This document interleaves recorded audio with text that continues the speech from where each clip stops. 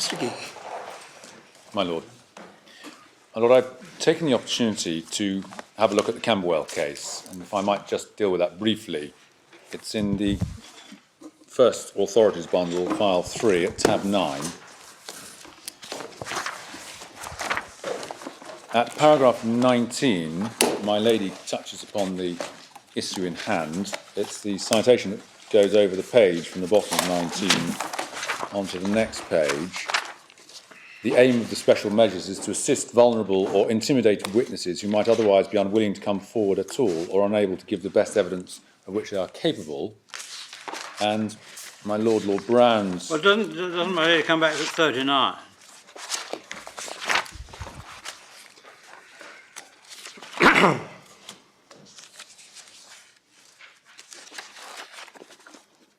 It's really the second sentence of 39, isn't it? Or third sentence. Yes? Because this whole case was about the validity of the statutory requirement that evidence be given by video link rather than in other ways. It's the primary rule. And the objection, the object being that people should know where they stood right from the word go. Yes.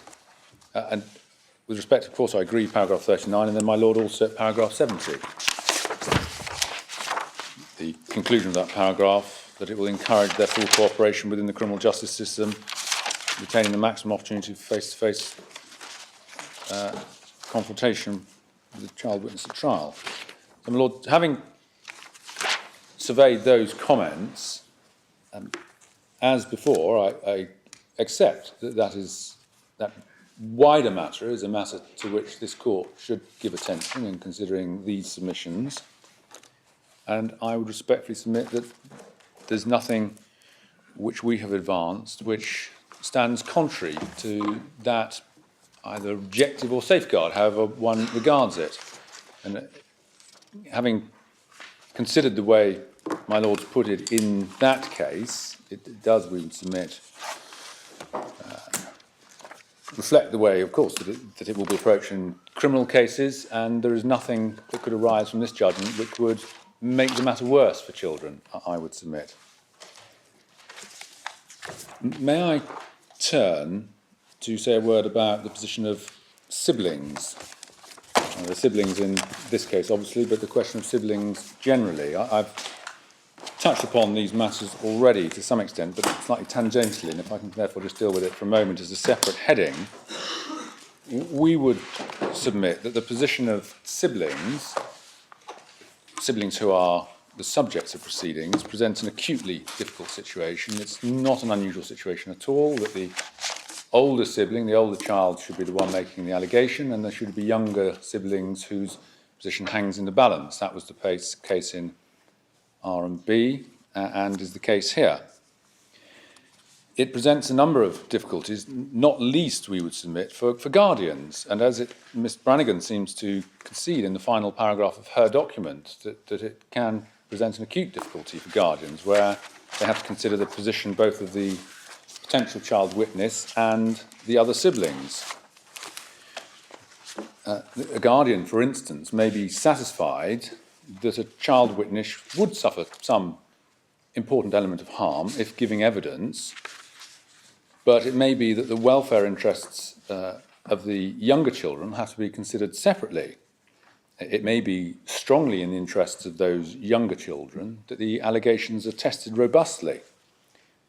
And I don't want this submission to sound more draconian than it is intended to be, but it may be that if the result of the testing is a finding that their older sibling was not reliable in the accusations, then those younger siblings' family life may be saved, and it may, from their perspective, be a price worth paying. So there's a potential for a real tension between the interests of different siblings. Well, in an extreme case, you have different guardians, and the most extreme case I can think of was the conjoined twins, where the matter got to the Court of Appeal before it was realised that they needed separate guardians. My Lord, yes, and obviously one always wants to have an eye to the practical effects of any proposition. Because this is a specific case management decision, it may well be that many judges and guardians in many cases would consider that a single guardian could make those representations. But one would have to have very much an eye to that possibility. And so the simple submission we make is there needs to be an intense focus on the position of those younger siblings, and the position, without doubt, is all the present authorities are silent on that subject. So if nothing else, under, as it were, the second global heading of our argument, it's something which needs, whatever the overall framework of the test, it's something which needs very clearly to be articulated, that there can be separate factors to be considered for younger siblings.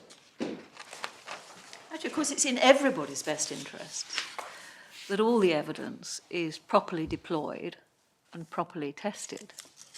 That's in everybody's best interests. And of course, the whole idea of achieving best evidence is to achieve best evidence.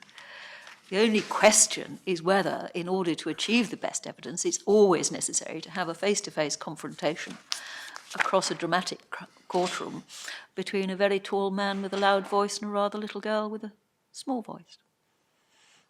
Well, That's just a figurative example. Yes, and the arrangements would, of course, be different. Yes. And it may not be me cross-examining.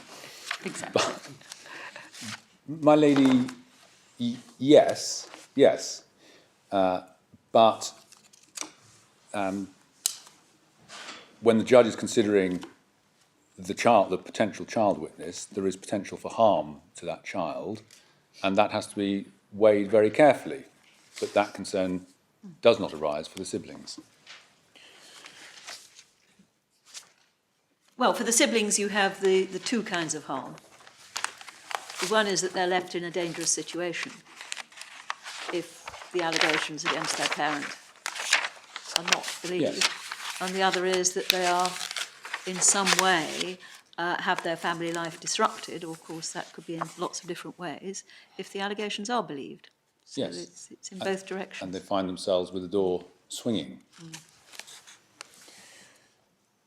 My Lord, may I move on to address the particular facts of this case, which, unless the court feels it necessary for me to do otherwise, I think I can deal with in relatively short compass. The facts have been summarised in the statement of issues. We've dealt with the facts of this case in our written argument, and it's dealt with at some length by Lords Justice Wall and Wilson. So I don't, as I say, unless the court invite me to do otherwise, I don't propose to go through all those elements in any great detail. But making perhaps slightly more global submissions, we would suggest that it is a striking feature of this case that Charlotte was willing to give evidence. And as the court knows, it was the expectation of all, including herself, that she would do so until the judge proposed an alternative. And I don't make any criticism of the judge in that comment. That's simply the correct factual history. And it is another extremely important feature of this case, because of that history, one can see how it arose, but because of that history, no reasons specific to her welfare were put forward as to why she should not give evidence. There was, when the judge amended, or proposed to amend the order which she had made in September, the local authority and the Guardian then changed their positions, but the judge had not been presented, and at no stage was presented, by a specific assessment of the interests and the welfare interests of this child. And we would submit that it is essential, as I've made clear in a number of the other submissions made, that the case is, any individual case is judged very much on the evidence of that case. And it does, we would submit, illustrate the presumptive element of the test at the moment, that it was thought possible to put a case before the court leading to a decision the child didn't give evidence without any evidence particularised to that child. And that does reveal a deficit in the case as presented factually. The arguments which we have presented in favour of child giving evidence are summarised by Lords Justices Wall and Wilson in the judgment in this case at paragraph 16, so that's file 1, tab 3A, I believe. Yeah, file 1, tab 3A, paragraph 16. And the lettered subparagraphs A to K do encapsulate matters which we put forward and upon which we certainly do rely. But absent from that list, and I do reaffirm, is the point that no evidence particular to the harm that will be suffered by this child was before the learned judge. And that is an important absence from that list 8K. So I invite the court to, as it were, add that point to that list. And arising from those considerations, there were, we submit, very strong reasons as to why, on the particular facts of this particular case, it was necessary that she should give evidence. There's absolutely no dispute between the parties, but that her account is central to the case. The scientific evidence is an important component of the case and is clearly, as part of the forensic analysis, capable of supporting her account, but it is not independent of it. And if her reliability is considered by a judge to be significantly dented, the scientific evidence cannot stand alone to make out the case, and therefore one comes back to the importance of her account. And in the absence of oral evidence, the reality of a case such as this is that without her oral evidence, and subject to the one issue of questions in relation to the scientific evidence, challenging the case amounts effectively to a paper review. And we submit that a paper review of a matter of such importance is not a sufficient investigation, particularly where, of course, as the court knows, that Charlotte has, in the past, one way or another, lied to figures of authority about allegations. And, of course, in the way that I've already just summarised, the decision on her allegations is central to the welfare decision about the younger siblings, and that increases the focus on the need for the court to have the most in-depth inquiry. So, my Lord, I rely upon the matters as set out by Lord Justice Wilson and as added to by me in the way that we've articulated in the written case, and I don't propose to go over those matters, but we say that on those facts and on the test as we submit to this court that there should be on from an equal starting point, one can probably conclude that Charlotte should give evidence in this case. Having said that, I accept that if this court were to consider that, in the light of the appropriate test, further evidence were needed before that decision as to whether or not she should give evidence was made, then this court might take the view that that was a first instance decision which should be made. And so, if I may respectfully do so, my submission is if you take the facts as are, then that would lead to the decision that the child should give evidence. If the court is minded to reconsider the test and having framed it, considers that further evidence will be required, it may well be that that will be a first instance decision.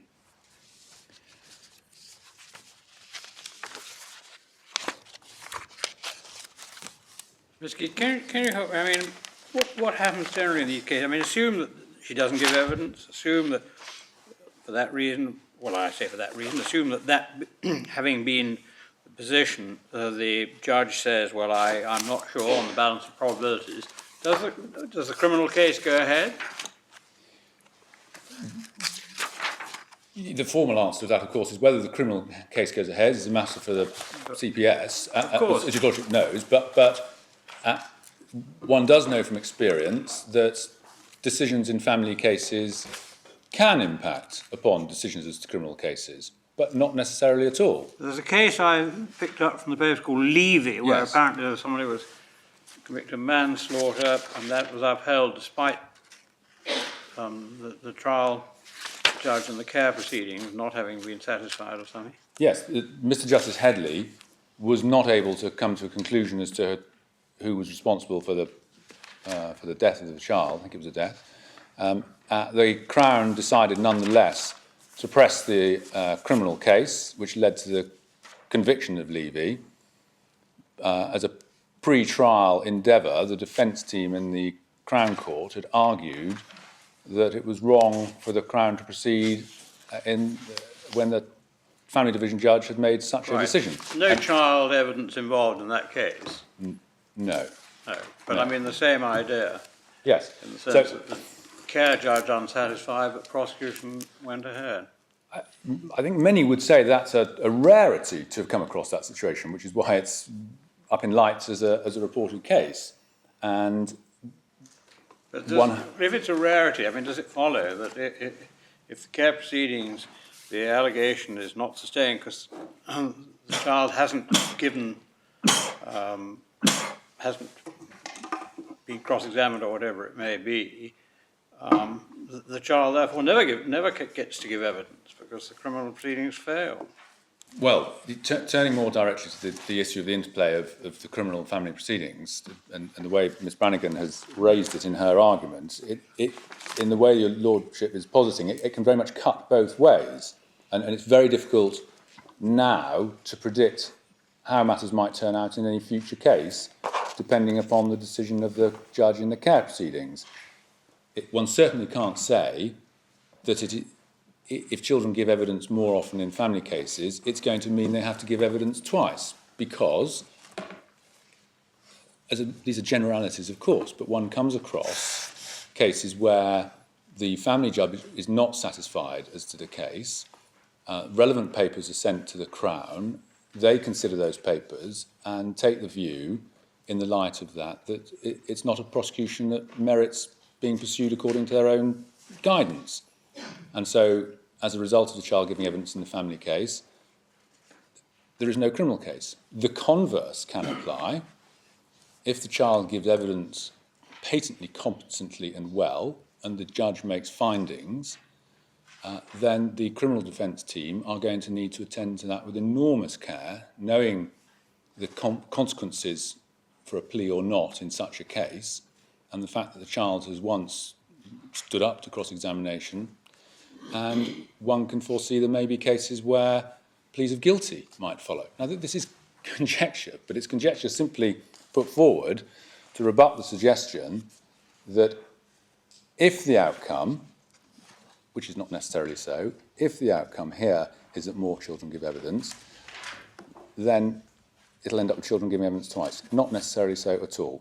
It could. Well, I was really looking at the other side of the coin, the child not giving evidence at this stage. If the allegation is then found not sustained on the balance of probabilities, it may result in there being no prosecution, so the child doesn't give evidence, not merely doesn't give it twice, doesn't give it once. Yes, I respectfully agree. In cases where, for whatever reason, whether a judicial decision or simply the way matters fall out, if the criminal case comes first, then that may well spare the child. If there's a conviction, that will is highly likely to seal the issue. In family cases, often there are far more wide-ranging considerations, but it will deal with the heart of it.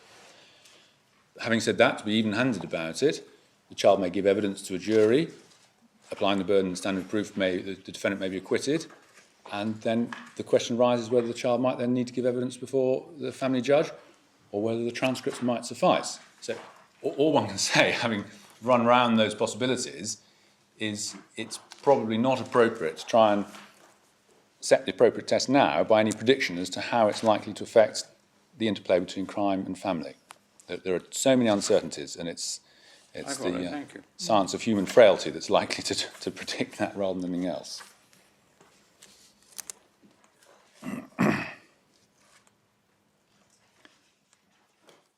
Well, drawing my submissions to this court to a conclusion in just a few words, judged by the documents that have been submitted, I anticipate that the submissions that this court is about to receive are that to the effect that there is a consistent line of sound authority which properly sets the test that is to be applied in these types of cases.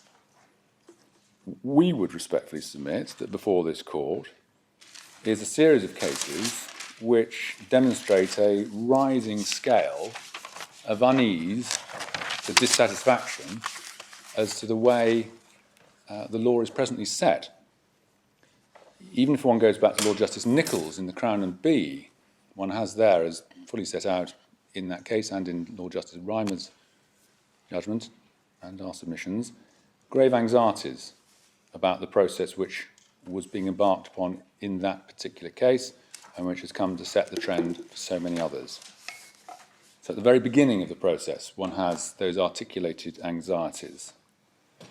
More recently, one has the anxieties expressed by Mr. Justice Coleridge in the Torbay case, and one has the unease expressed by Lord Justice Wall in the Re-W case. And then one comes to the Court of Appeal decision in this case, where all three judges of the Court of Appeal express considerable unease and anxiety about the state of the law, albeit from different perspectives. Lord Justice Wall and Wilson directly express their unease. Lord Justice Rymer goes considerably further, raising his concern of risk of miscarriage of justice. That, my lords, we suggest does show a rising scale of unease and dissatisfaction. The origins for that are traceable, and I hope we have done something to be able to trace them. And the conflict with Ries, we submit, is clear. And it's in those circumstances that we invite the court to revisit the way in which these cases are decided. In so doing, it is our submission that that is to say nothing as to how an individual case may fall out, and it is not a plea for more children to have to give evidence. My Lord, unless I can assist the court any further, those are my submissions. Thank you very much, Mr. Gee.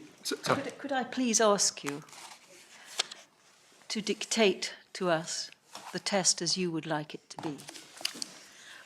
Because I've been looking through your printed case and I don't actually I find some very cogent criticisms of the present state of the law, but I'm not sure, other than pointing us to paragraph 17 of Re S, you have actually told us what you think the law should be. Would you like time to think about that? My Lady, Mr. Librecht and I have done a lot of thinking about it, and I didn't want to be presumptuous in any dictation, but I can certainly tell your ladyship how the factors that we would see comprising the appropriate test. The first, because one would be having to put it in the context of what has gone to date, the first statement would be a clear statement of an equal starting point for all competing interests. Sorry, can you say that again? An equal starting point for all competing interests. And of course, one can't begin to list all competing interests that might arise, but judges can be cautioned or advised to be alert to the Article 6 and 8 rights of witnesses. And in the way that, my lady, we've canvassed already, that would apply to different witnesses in the three different positions before the court. The Article 6 and 8 rights of parents, and the Article 6 and 8 rights of siblings. And if one sets those as separate categories as the appropriate path to begin thinking about, that at least gives a decision-making judge in an individual case the right ambit of decisions to consider.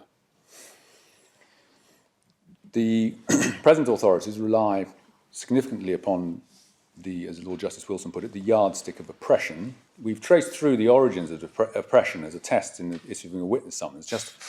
I haven't gone to it in detail, but it goes back to the ITN case and Morgan within family proceedings. And we've done that simply because this court may wish to consider whether or not oppression is too clumsy a test. It may be that when one is looking at the welfare of the child, things short of oppression should be taken into account. So there's no binding authority on this court that says oppression must stay in, and the court may wish or need to consider whether a more flexible test in looking at the child's welfare might be appropriate. My lady, we have referred to Section 114 of the Criminal Justice Act 2003 because in our submission that provides an extremely helpful guide as to evaluation. Sorry, which section? Section 114 of the CJA 2003. Perhaps I should go to it. It's in the second bundle of authorities.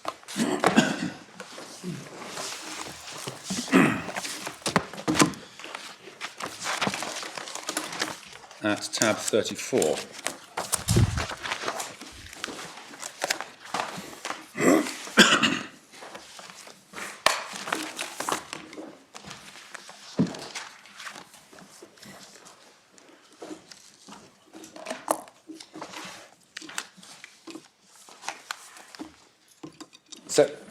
Section 1, subsection 1, as it were, sets up the broad categories of admissibility for hearsay evidence, and subsection D, if the court is satisfied it's in the interest of justice for it to be admissible, that to be considered in the light of subsection 2.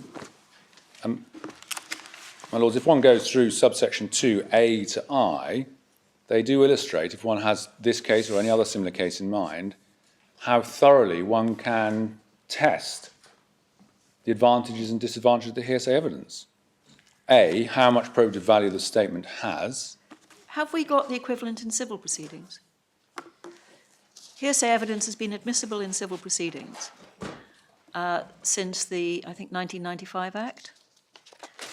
I think since well before. in 68. fact. Well, I know it's 68. It was admissible, but you had to give notice and so on and so forth. It's been admissible without any strings attached since 95. And there is a list of factors there. I would have thought that was much more appropriate because these are civil proceedings than criminal proceedings. Well, maybe I have to confess Where we're I up against. I haven't gone to that.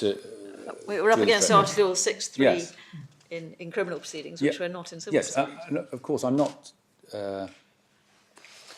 I'm very cautious about the way I put this submission, because I'm not suggesting one should just import wholesale Section 114, but because the issue is recognised to be so difficult, any guidance that is available could happily be adopted. That's why I'm asking.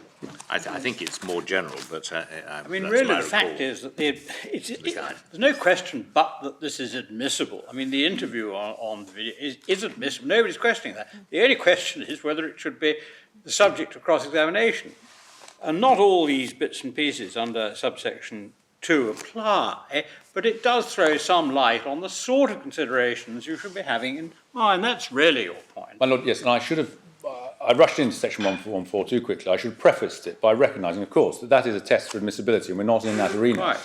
But it can help inform the issue which is presently under consideration, which is whether or not the child should be required to give evidence, because it's a way of ensuring that one has tested through what the weight of the material is and what the consequences of having it in are.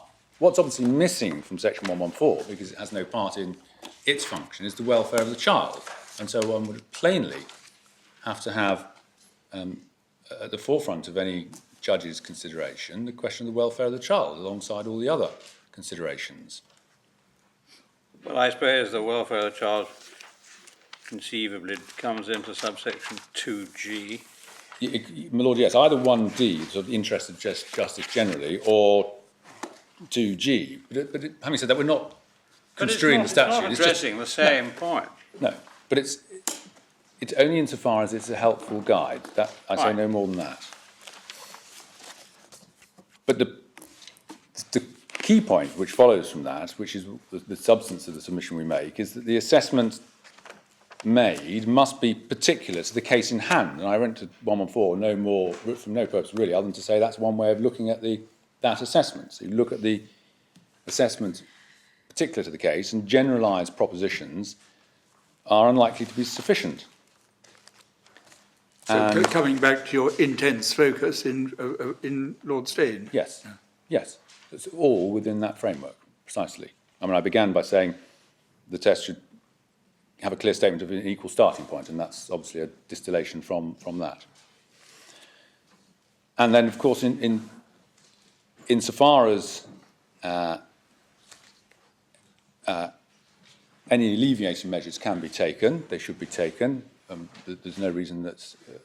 well, where children do give evidence in family proceedings, it's done by video link and matters of that sort. And then, of course, any test would have to set out clearly the caution which would be necessary if the hearsay evidence is received by the court, untested by cross-examination. And that is found to be expressed in the authorities, but perhaps not in the way that it should be. It's most articulately expressed and most urgently expressed by Lord Justice Nichols in the Crown and B. And my lady, in all that I've just said, we would submit nothing which creates a presumption in the opposite direction.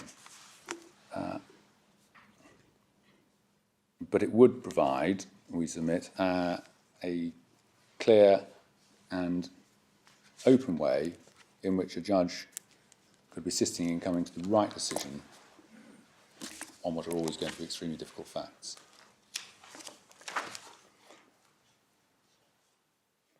You wouldn't sort of, so to speak, buy some presumption like, you know, if the judge was, unless, how to put it, unless the judge thought there was some real material advantage in hearing the child give, or subjected to cross-examination in the way of assessing the reliability of the evidence, then presumption is you don't, something like that.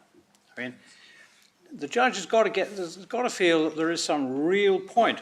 All the concerns in these various expressions, Lord Justice Nichols, Coleridge, and the rest of it onwards, I mean, they're all understandably, because in the ordinary way of things, you need to test things by some form of cross-examination to be sure that, to be as sure as possible that it's reliable, safe, you know, that the evidence is to be accepted. But there might be circumstances, maybe quite frequently in this situation, where a judge frankly thinks, well, for the best will in the world, I'm not going to get anything out of this. But look, that is one conclusion which a judge might reach, having tested through all the competing factors. But I would respectfully urge that there is no advantage and disadvantage in suggesting there's any starting point. It would be, if we're right about our submissions following Ries, it would be contrary to the principles set down by this court in its previous guise. And one has seen how a presumption has worked out on the ground historically in this case, coming down to the exceptional submissions made to Her Honour Judge Marshall and those other submissions I've made. And because the competing interests are all so stark, it is right in law and better in practice simply to say, you begin the competition on a level basis. How each party is evaluated on the evidence of that case must be seen in that particular case.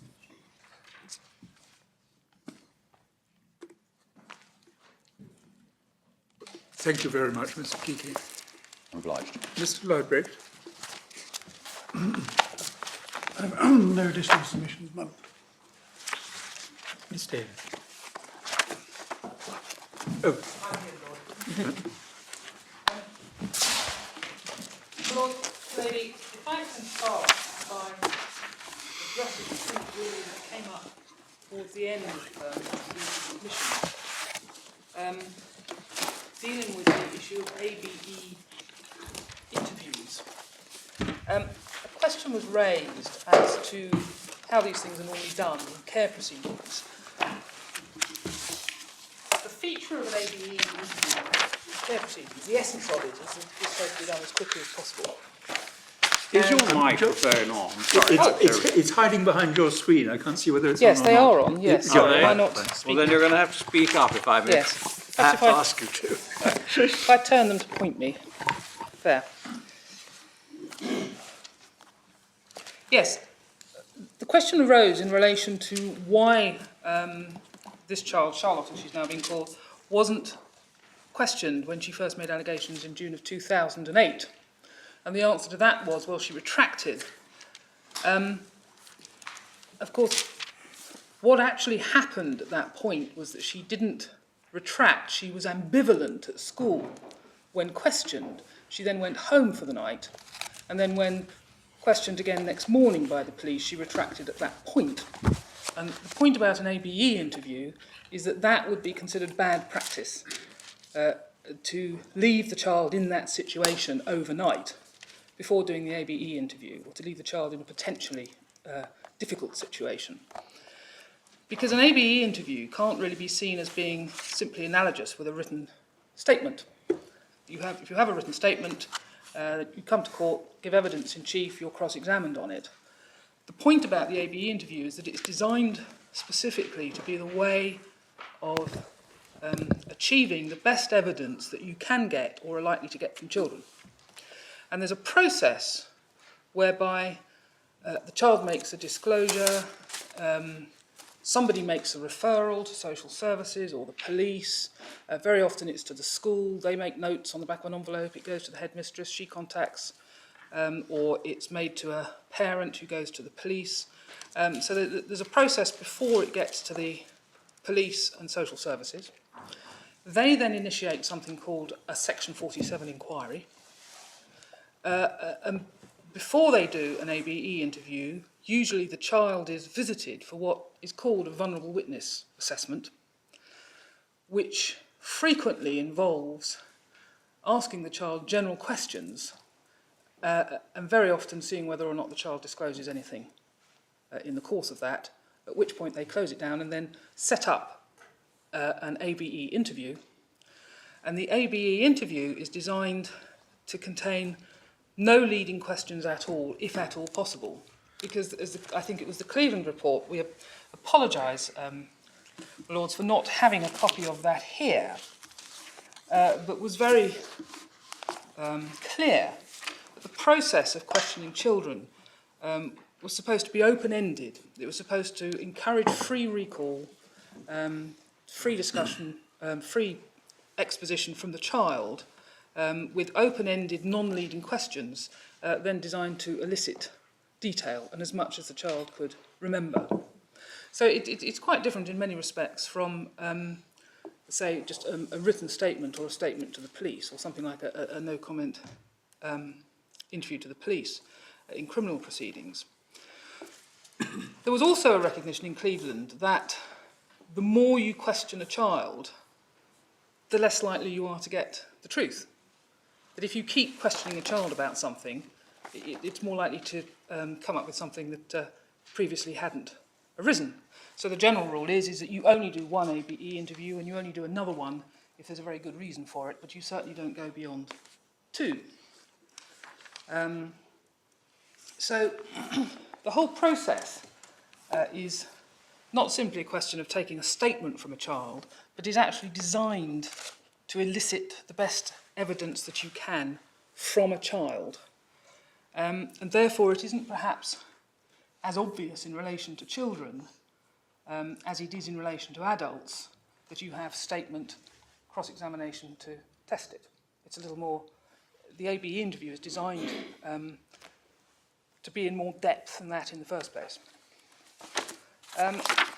It's also a more free-flowing thing, isn't it? Oh, yes. So all sorts of stuff comes along, Yes. which enables you to see how the child is behaving and reacting to the whole situation. Yes. Yes, indeed. And of course it's in normal, or nearly normal surroundings as well. Yes. Yes. And Well, very normal often, is putting it a bit high, but yes, the child will be encouraged to give their own account, and then they will go back over it and ask for more details on the specific bits of it. To see you've if managed to turn your I've managed to, microphone. oh, sorry, I'm afraid the button. Very easy to do. Yes, all you have to do is lean on the buttons. Yes, so the interviewer is then supposed to try and elicit more detail on particular items of the child's story. And of course is strictly enjoined not to ask leading questions, not to make suggestions to the child, which of course is exactly what would happen in cross-examination, is you would be putting things to a child on the basis that children may well be more susceptible to pressure and Yeah, the other side suggestions. of the coin is that because it's designed to get in at the very first possible moment, it is designed to take place in a situation where there's, in fact, no possibility of knowing background from anyone else's viewpoint. Indeed, indeed. It doesn't always work perfectly, as was the case in this case in 2008. But that is the good practice, is to get in quickly. And the general approach in care proceedings, when the accusee, the person against whom the allegations are made, seeks to challenge the ABE, there are a number of ways in which this are challenged that don't amount to wishing to call the child to give evidence. And one of those is to get an expert to look at the quality of the ABE interview. Not a veracity expert, as they're sometimes called, but somebody to say, well, yes, good practice was followed, or no, good practice wasn't followed, but only in this respect, that kind of approach. Another thing that is frequently done is to call and cross-examine all those involved in the initial allegation and the initial referral. So where a child has said things to friends, said things to their mother or grandmother, then a social worker has come in, and then the police have conducted a vulnerable witness assessment, all those people are called and challenged as to what they said. Very often with a view to establishing whether or not they in fact asked leading or suggestible questions to the child, and therefore have in effect contaminated the ABE interview before you even reach the interview. And that's a very common feature of care proceedings, which is another reason why it's very important for the ABE interview to be done at the outset. Frequently also in care proceedings you get further disclosures from the child to the foster carer at a later stage. And of course that can all be challenged. So that is the, if I can say, that is the normal process of care proceedings. So it isn't quite as bald, it isn't usually as bald as saying, well, there's a statement and it should be challenged. It's a process that has been designed, as I said, to elicit the best of what children can give by way of evidence in a way that's appropriate to children.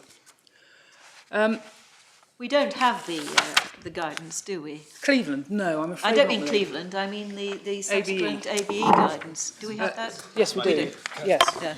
There is a section of the Yes. bundle which identifies it. I'm afraid the wrong document got in there. Oh. We've got two originals here, which we brought when we realised the problem.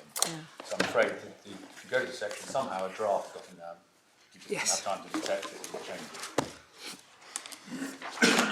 Because I've certainly not seen the 2009 version,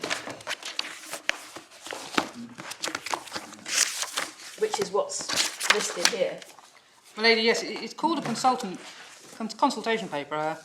I must admit, I did notice that it wasn't ABE, it was a consultation paper, but I assumed that some clever point was going to be made on it.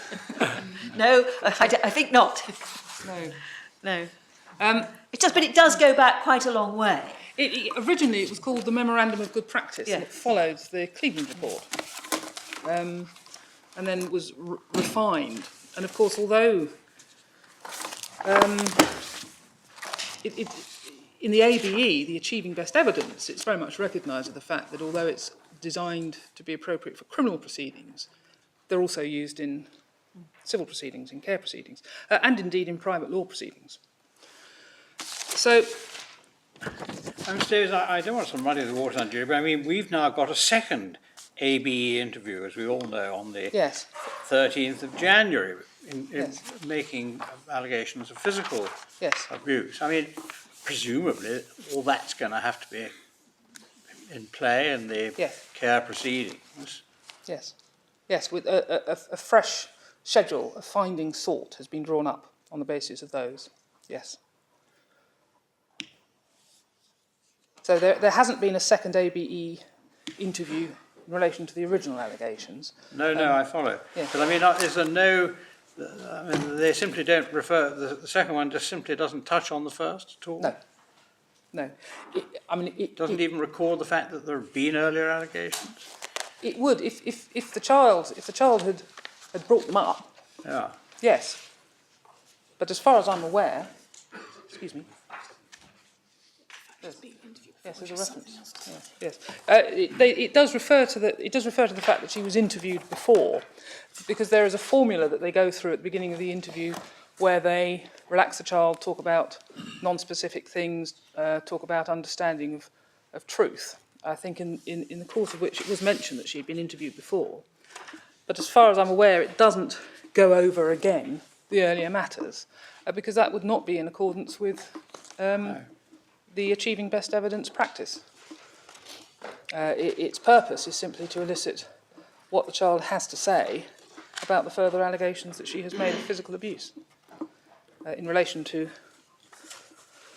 herself and the rest of the family.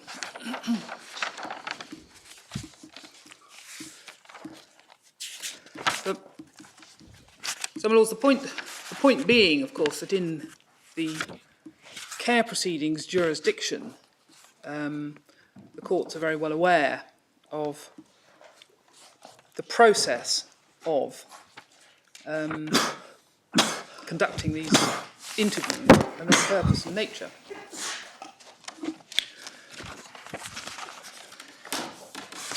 Which leads, Lord, on to the second point,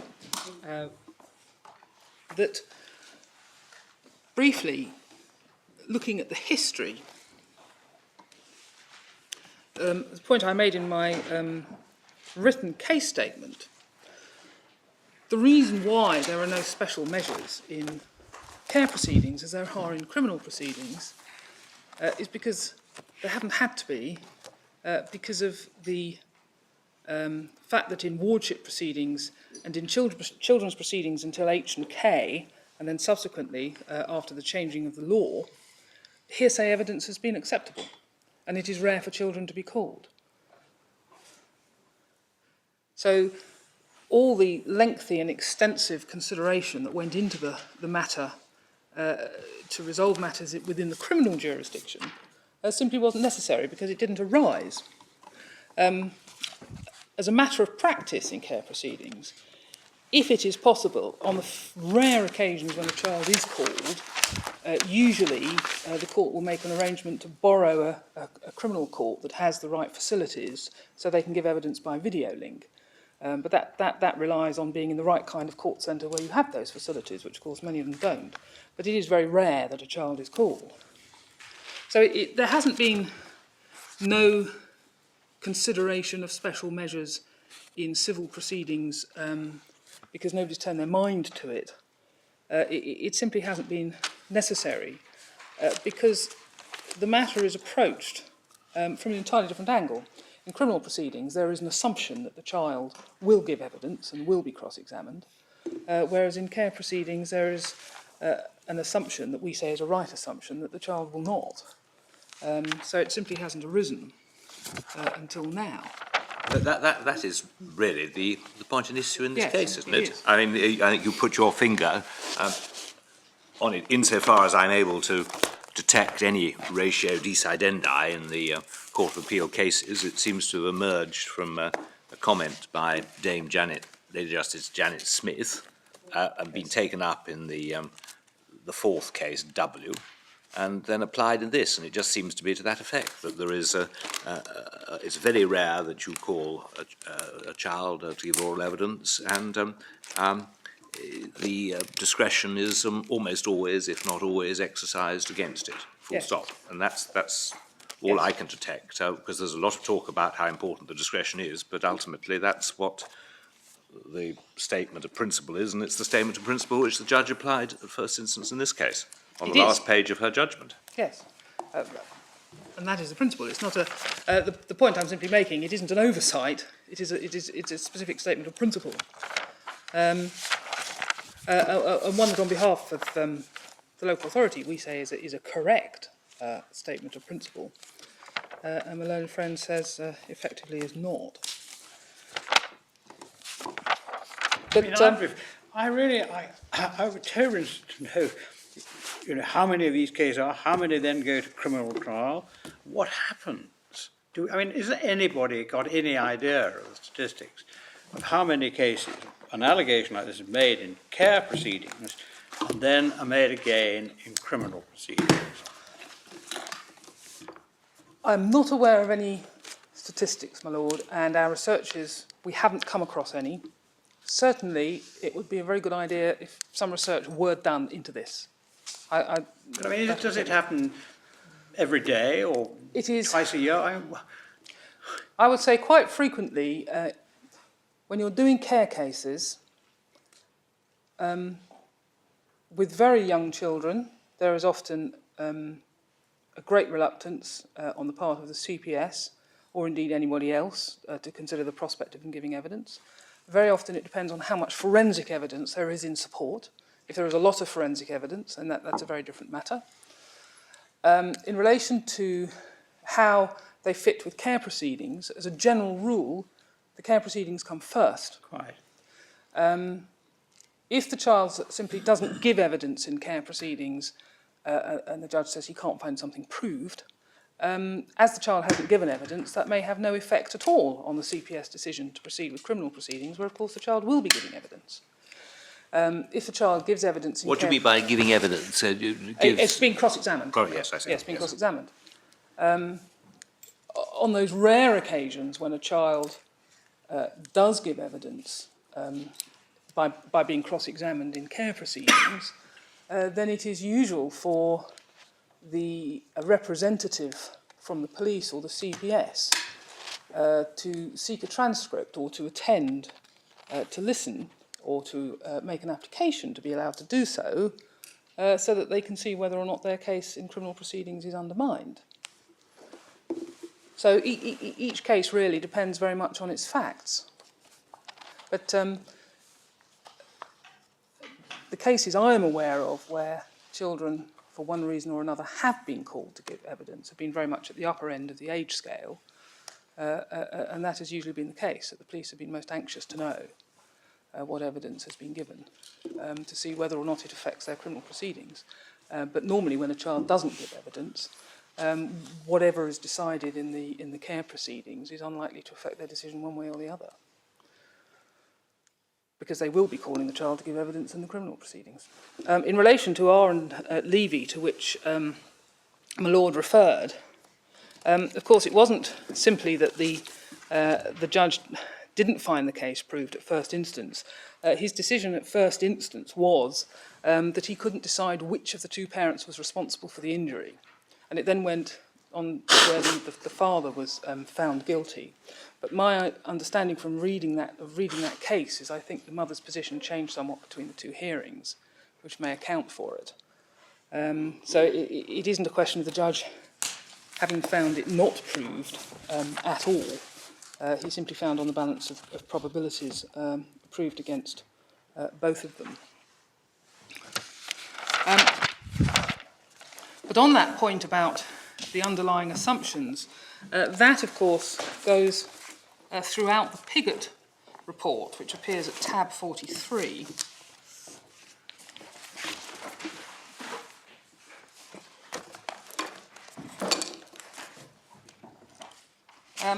Sorry, what underlying assumption? The underlying assumption that children will be called to give evidence in criminal proceedings. I believe that the Lords have already been referred to this. This is at internal page 19 of the Pigott report at 222, where they say, of course we agree that cross-examining is essential. Indeed, in appointing the group, the Home Secretary made it clear that a proposal which did not allow for this would be unacceptable, which may well explain the earlier statements that they had made, which appear at 211, where they say the admissibility of video recorded interviews would relieve some of the pressures. And on page 16, towards the end of paragraph 2.12, this led us not only to endorse the case already explained for relieving the stress upon child witnesses. The Pigott report, their terms of reference were, these children are going to be cross-examined. How do you make it better for them? Not should we cross-examine children, but they are going to be cross-examined. And where you look, my lords, at 2.10, which is on page 15, that sets out their understanding, as they say in terms, that most children are disturbed to a greater or lesser extent by giving evidence in court, and they go on as to why. And something they expand upon in the body of their report, that children are likely, or it is probable, that they will be disturbed, traumatised, harmed, upset by having to give evidence. But surely, I mean, at the time when Judge Pigott was reporting, or his committee were reporting, I mean, it was a full courtroom scene. I mean, a child just came in like any other witness. Everybody was wearing did we used to take our wigs and gowns off? I'm not sure we did. I don't think we did. No. So, I mean, it was absolutely the full experience of a witness, no protective or measures whatsoever, no special measures at all. Absolutely. And there was accused counsel, just as aggressively as he wanted. No doubt a judge tried to restrain him to a degree. No doubt it would be unwise vis-à-vis a jury to be too, but that's how it was. Well, indeed, my lord. I don't think anything of that character is contemplated now by an applicant such as the appellant here. No, indeed. This is the starting point of the Pigott report, and their underlying understanding from the evidence that they obtained as to what the difficulties were. The only evidence of any substance, and we say that is of insufficient substance, that there has been, or how the special measures have worked, is measuring up, which appears at 44. Which is tab 44. 44. Which evaluates the implementation of the special measures. This was a piece of research. It was based on interviews with 182 witnesses, of whom, bear with me one moment while I find the relevant statistics, 67% were victims of the offence charged. So the other 33% were witnesses rather than victims. And 21% the defendant was a member of the immediate or extended family. And 35% gave evidence in relation to sexual offences. And they did a series of interviews and asked a series of questions, firstly designed to ascertain the extent to which special measures had been implemented, which is where you get statistics from, like 44% had not had a familiarisation visit and so on. But also asking them questions about how worried or anxious they felt beforehand, whether they felt scared, whether they felt intimidated, whether they had stress symptoms. For example, looking at section 10.3.2,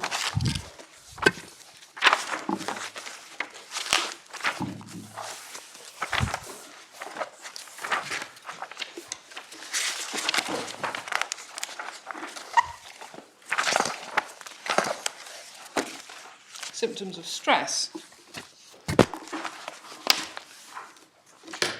29% had sleep problems, 18% had appetite problems, felt sick, 15% were depressed, 13% experienced panic attacks or flashbacks. 7%. Pardon? Oh, sorry, 7%. The difficulty with this kind of evidence, my lords, is firstly that special measures in criminal proceedings has clearly not been fully implemented. And secondly... Sorry, I missed that. Clearly. Sorry. Special measures in criminal proceedings has not been fully implemented. And secondly, measuring up does not specifically address the problems of children who are the victims of abuse or victims of alleged abuse giving evidence in family proceedings. This measuring up is of only partial application to the matter that the court has to deal with today. And measuring up, as I understand it, is in respect of the post-Pigott criminal process. That's right. Yeah. Oh, it's That's more right. than that. It's not only the post-Pigott, it's the Post-special post-special measures, Yes. which are, Yes. very much more extensive than the Pigott measures. Yes, but I suppose in the sense that Pigott led to special measures. Yes. And measuring up is saying, how are we doing now? But for example, one point that is made at page 140, section 10.3.2, down towards the bottom,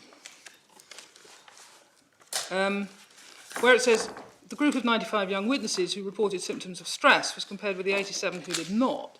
A greater proportion of those reporting stress symptoms were victims of sexual offences, 49% compared with 9%.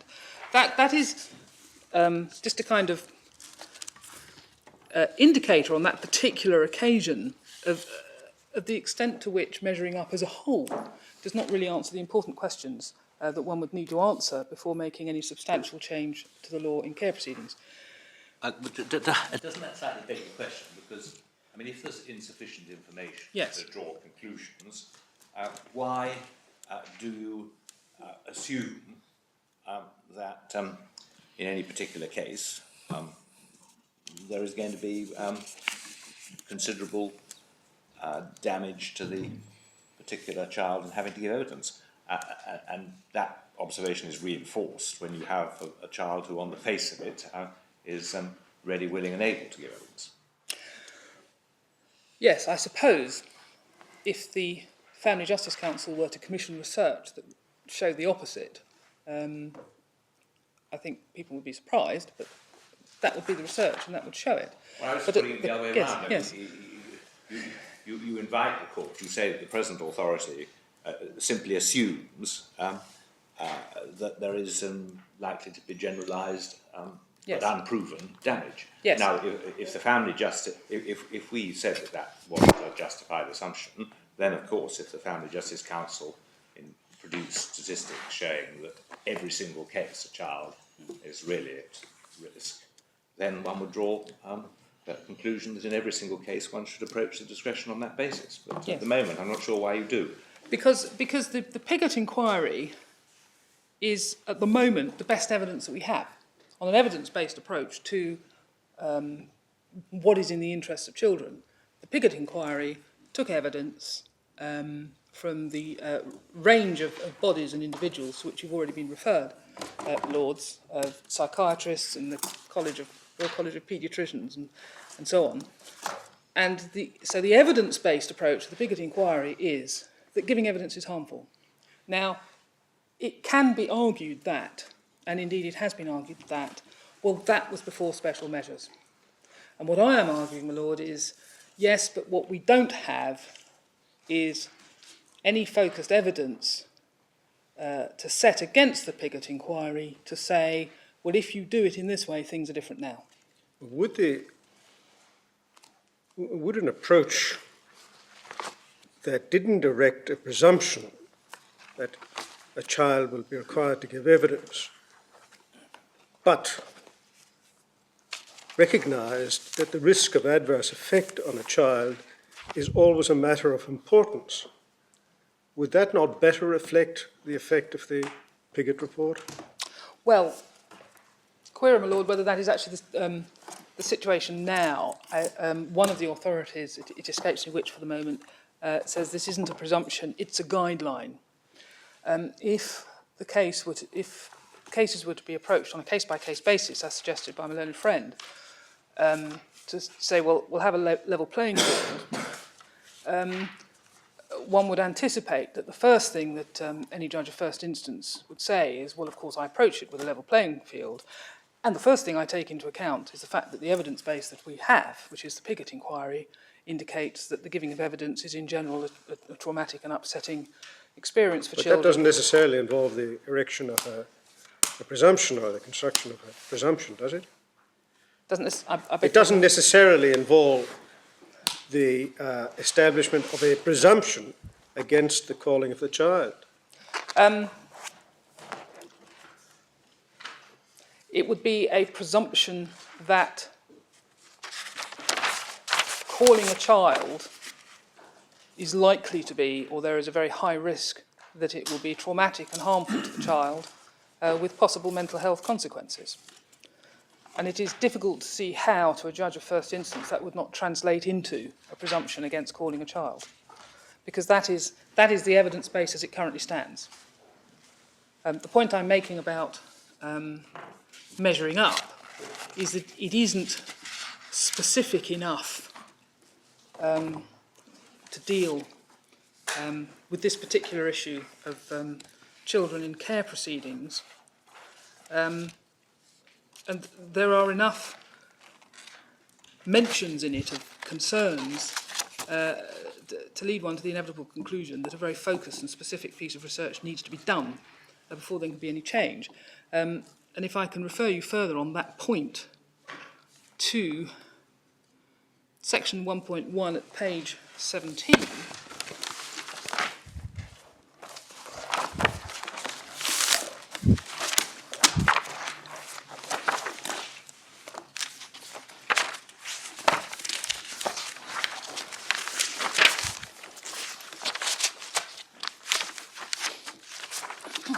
this is where they state their study sample.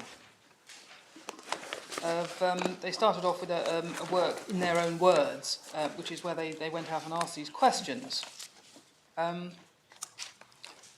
Halfway down 1.1, it says 74% of 160 witness services and young witness schemes agreed to take part.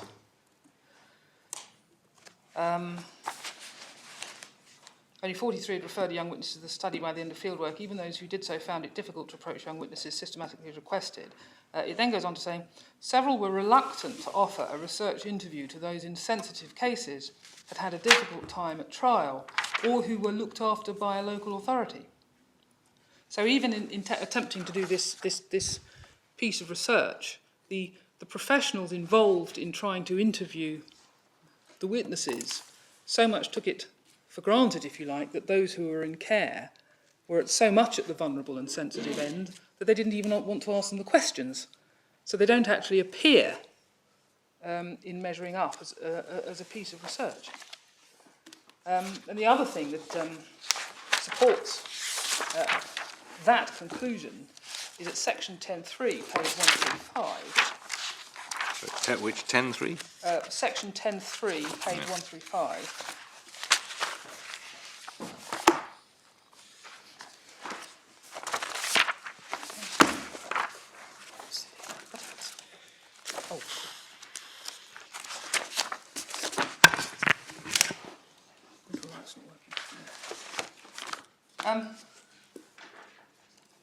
Impact on health and welfare.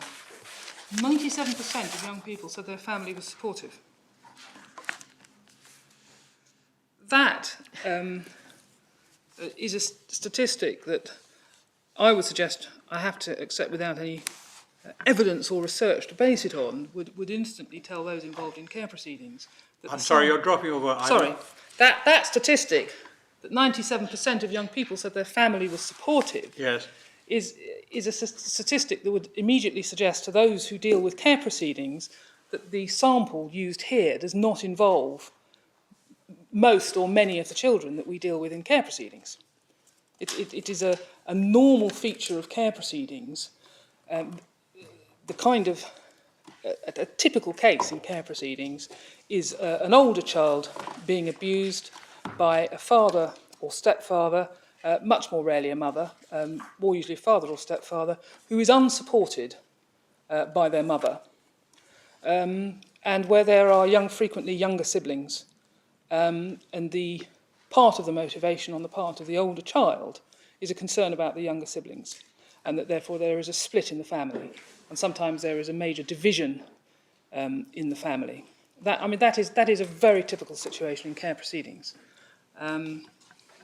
So there is, we say, nothing as yet on which a court could say, Piggott is out of date, everything would be different if we did it differently now. We still have a situation where the evidence base as it is that the giving of evidence is harmful. We are not in a situation, we do not have the evidence to say it would be all right if only we adopted a special measures approach. We simply don't have that evidence. And that is something that maybe the Family Justice Council could address. So the local authority would say that when the authorities, as they are, take as their starting point, the assumption is we do not call children because it's harmful, because it's traumatic. That assumption is not an assumption plucked out of the air. It's an assumption based on the evidence as it is at the moment. When you say the evidence as it is at the moment, the evidence as emerges from Piggott. Well, yes, and yes, yes, Which was given, as my Lord Bryan has pointed out, at a time when proceedings were very different from they are now, and also given in the criminal context. Trouble is, because it doesn't happen, we haven't got a research study of how children feel about giving evidence in care proceedings. no, we don't, and it would be difficult. I think what happened in Measuring Up, which is that the people doing the research didn't even want to ask the children in care because they thought they were so vulnerable, to actually set out to do a piece of research based on children in the care system as to how, if you could find those few who gave evidence and then do some research on those and compare them to the ones who didn't give evidence, it's going to be a very difficult piece of work. But I would imagine some ethics committees would have some problems with it too. yes, yes. But all this goes in the criminal context because Article 6(2) says so, because Yes. it's fundamental. Yes. And you would. It's an obvious comparison, but it's quite difficult to see that it justifies so great a gulf in practice. Criminal proceedings have an effect on liberty, but nonetheless, care proceedings have a radical effect on life. Yes, yes. I think the key to why they are so different, of course, is I suppose in many respects family is a relatively new area of law compared to crime, and that the focus on crime has always been principles. The principle that better 9 guilty men go free than 1 guilty man be convicted. Well, there's increasing, actually, there's increasing emphasis in Europe on the need to take account of the rights of victims and witnesses. And Yes. if your propositions are right, maybe it ought to be criminal procedure which bows rather than vice versa. It may well be. There's an underlying assumption in Malone and Friends' submissions that the criminal process is the more modern and the more up to date, and that the family is lagging behind. It may in fact be the other way round. But the criminal process has arisen because the necessity for a fair trial, for natural justice, to be able to confront your accuser, to be able to ask questions, is so essential to the criminal process. But of course, in the family process, the focus of the issue is not, is this person guilty or not? Have the prosecution prove their case? It may well seem like that at times from the point of view of the person against whom the allegations are made, but in reality, that is not the focus of the case. The focus of the case is the welfare of the child.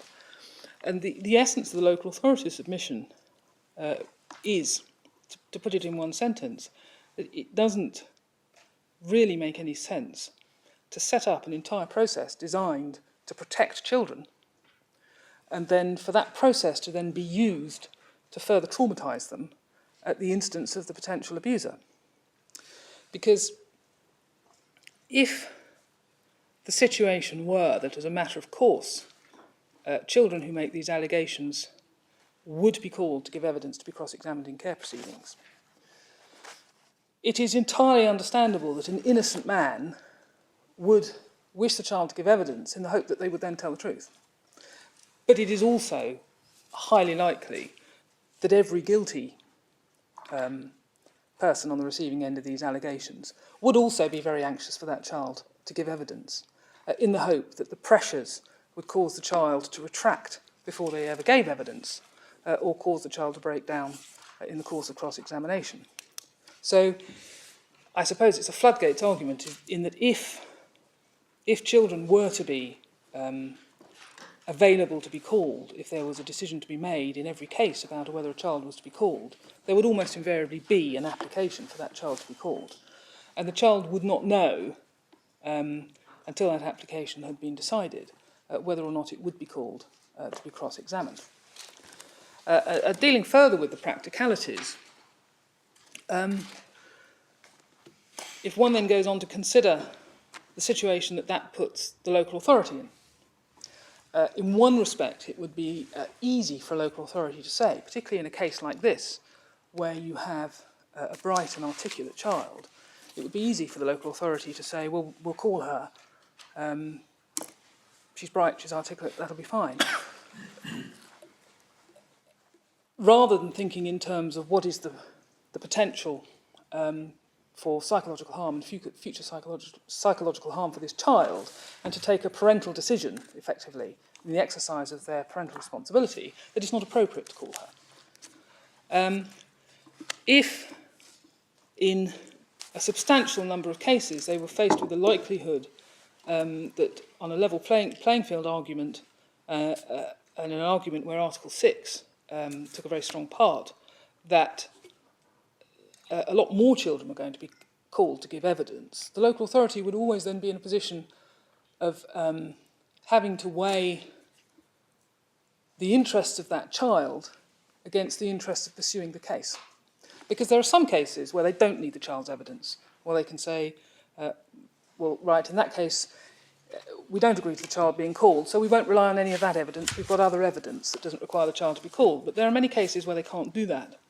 And one can only imagine the situation, for example, where you have, say, a teenage child with no siblings who they are quite confident does not want to give evidence or would not be happy giving evidence. If there is a decision that she should give evidence, the local authority thinking, well, she's probably not going to go home anyway, so it's not worth putting her through the trauma of giving evidence. So we won't proceed with the proceedings because she'll remain in voluntary care. Where, however, there are younger siblings who need to be protected, it would be very difficult for a local authority in those circumstances, or for the child herself not to feel under pressure to give evidence, even if it would be damaging, even if it would be very upsetting or traumatic for her, not to feel, I have to make myself do this, or for the local authority not to subtly encourage her to do it, because of the need to protect the younger siblings. It's a minefield in terms of child care and balancing the interests of an older child and younger children, and balancing the interests of potential psychological harm to children. I mean, I do absolutely see all that, and if I may say so, you tell it extremely well. It just seems to me that it's so important to get the decision right in the care proceedings, much more important actually than it is to get it right in any subsequent criminal proceedings. And if a child is going to be giving evidence once, well then it ought to be in the care proceeding and not in the other. If the child gives evidence to care proceedings and the evidence is accepted, well, I mean, I wouldn't myself mind a regime in which if the child doesn't want to give evidence again, that's it. Criminal proceedings either drop or must depend on other evidence. But I mean, it's because if it's just a question of how much more likely it is you're going to get the right result. Yes. If you do have the child cross-examined, that seems to me to be almost the all-important consideration. Yes. Because I mean, if you're going to get decisions right that otherwise you're going to get wrong, then it's worth paying a price.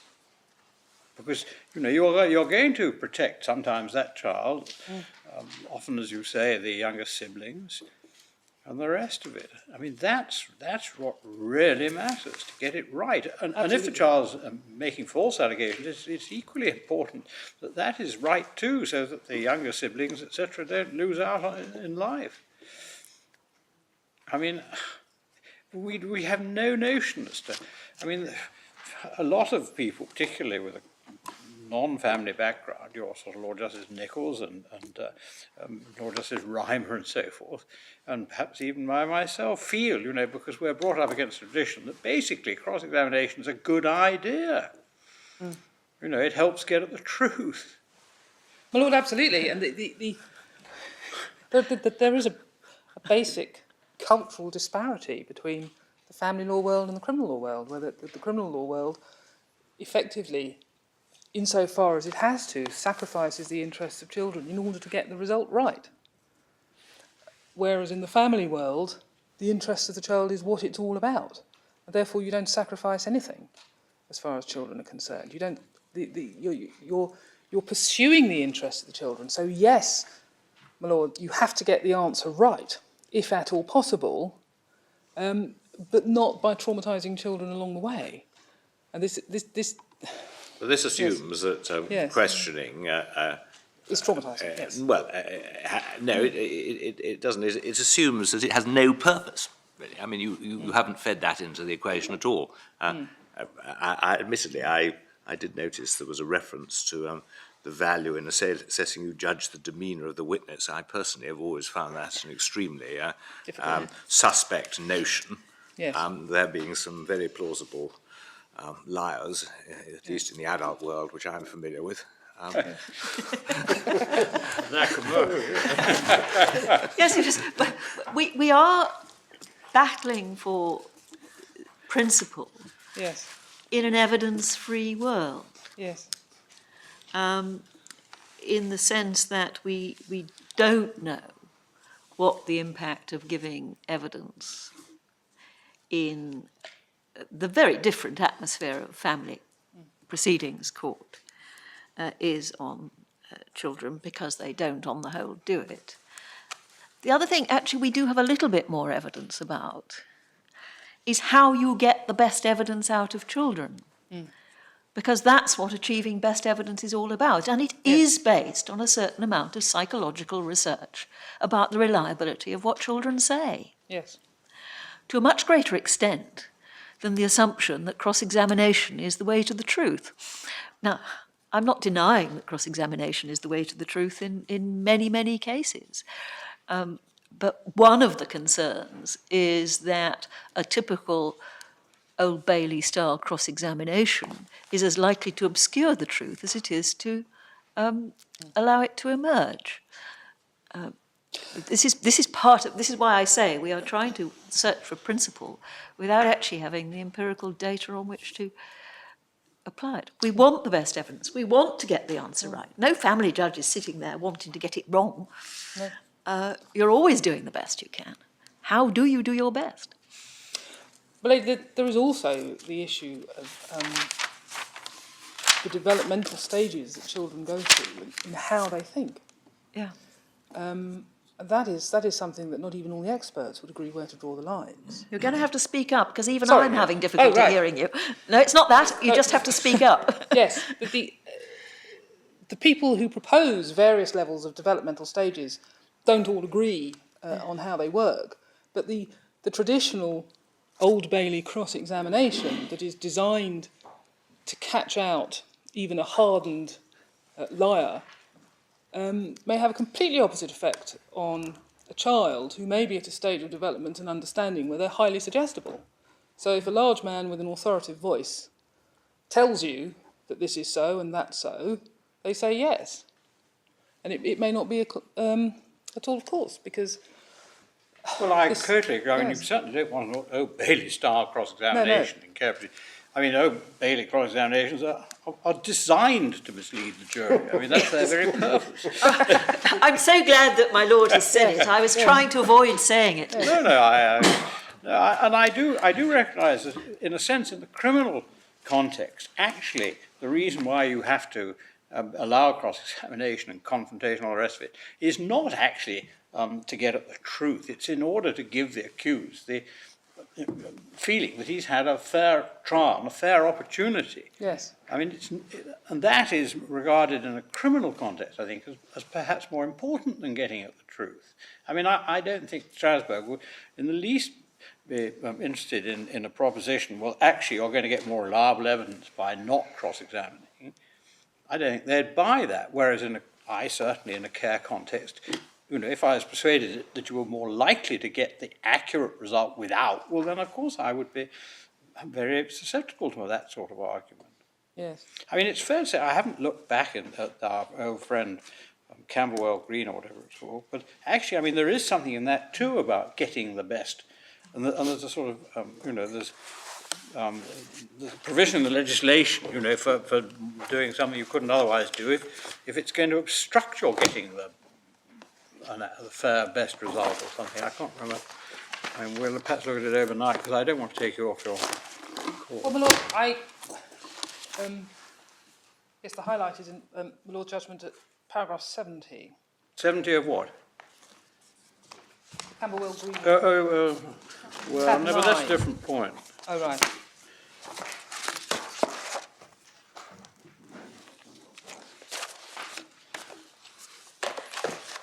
No, maybe that was a different point, yes.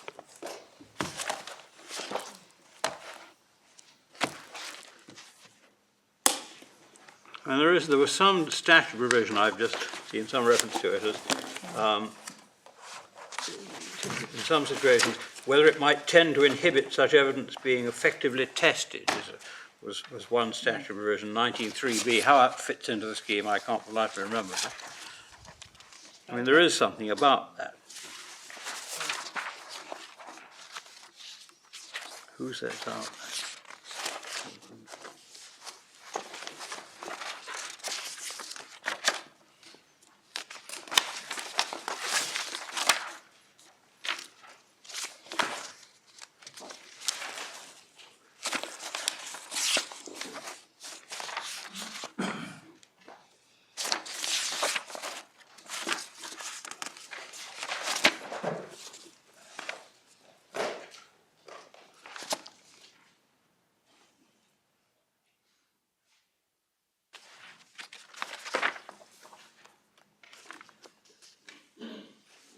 The first paragraph of your speech, isn't it?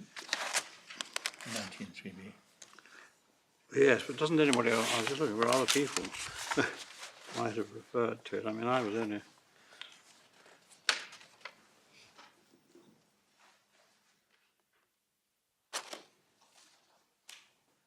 I'm looking at paragraph 22, and there's a subsection 4 of section, I suppose 21, is it? The rule does not apply to the extent the court satisfies that compliance with it would not be likely to maximise the quality of the witness's evidence so far as practical. It's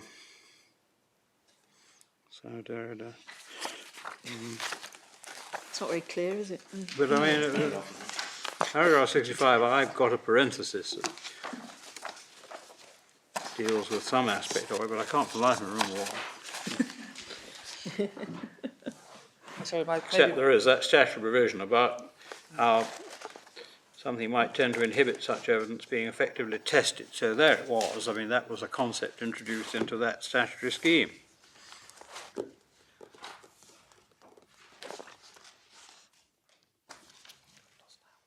It's interesting that I record a paragraph 38 that counsel for one of the appellants in the Camberwell case acknowledges that a video recorded interview is likely to be the best evidence that a child can give, for the reasons that I then record.